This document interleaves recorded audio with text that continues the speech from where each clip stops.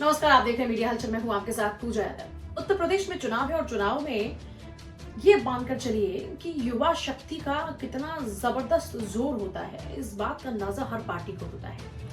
पिछले कुछ चुनाव से लेकर आप 2014 के लोकसभा चुनाव से पहले का अन्ना आंदोलन देखें या फिर उसके बाद आप सत्ता के सिंहासन तक पहुंचने की किसी भी नेता की दौड़ को अगर ध्यान से देखते हैं तो आप ये बात बहुत अच्छे से समझ जाएंगे कि अब हर नेता युवाओं पर पूरा फोकस कर रहा है। और वो भी क्यों ना भाई, युवाओं की बेरोजगारी के नाम पर तो न जाने कितने ही चुनाव अब तक न लड़े गए हों, कितने चुनाव लड़े गए, कितने चुनाव पार्टियों ने जीत लिए, लेकिन अब क्या, अब फिर से युवाओं की बारी है। अब युवाओं को लेकर हर पॉलिटिकल पार्टी नए नए दावे भी कर रही है, लेकिन इस बीच समाजवादी पार्टी की ओर से भी पूरा जोर युवाओं पर दिया जा रहा है।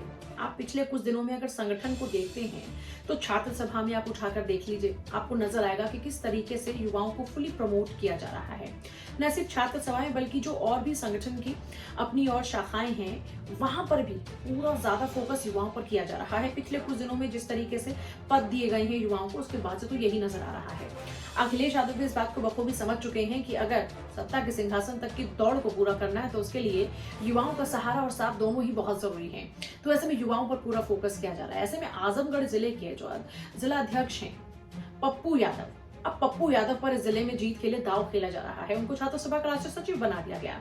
अब ऐसे में जाहिर सी बात है, उनके जो अपने समर्थक हैं, जो उस इलाके के लोग हैं, उनमें काफी खुशी का माहौल है पप्पू यादव के प्रमोशन से।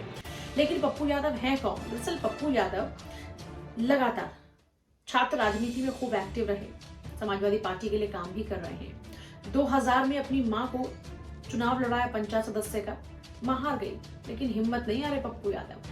फिर से 2005 में इसी तरीके से संघर्ष किया और आखिरकार चुनाव मेहनत से जितवा दिया। ऐसा उनकी तरफ से लगातार कहा भी जा रहा है और लगातार उनके समर्थक भी यही बात कहते हैं। इसी तरीके से जब खुद अपनी करियर को आगे बढ़ाते हैं, पॉलिटिकल करियर को, तो 17 में खुद लड़ते हैं चुनाव, 21 में जब बात आती है तो फिर से संघर्ष करते हैं। तो इस तरीके से कुल मिलाकर उनका अपना पॉलिटिकल करियर है। लेकिन पप्पू यादव ये कह रहे हैं कि संगठन को मजबूत करने के लिए वो लगातार काम कर रहे हैं और अब अखिलेश यादव को सत्ता के सिंहासन तक पहुंचाने के लिए पुरजोर कोशिशें भी फिर जोरों पर है। लेकिन इस बीच कुछ खास बातें हैं। खास बातें ये हैं कि पिछले कुछ दिनों में जिस तरीके से युवा चेहरों को बहुत ज्यादा प्रमोट किया जा रहा है, उसके दो फायदे हैं।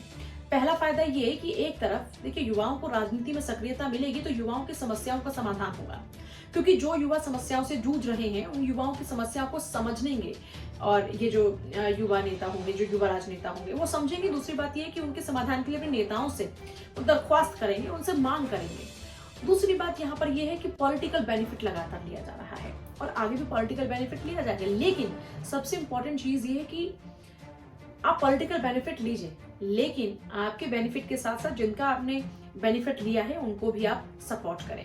यानी कि युवाओं को बेरोजगारी से निकालें, युवाओं को रोजगार के अवसर पैदा कराएं। इस बार फिर से यही युवा और बेरोजगारी एक बड़ा मुद्दा बना हुआ है। ऐसे में अखिलेश यादव भी लगातार युवाओं को पूरा प्रमोट कर रहे हैं।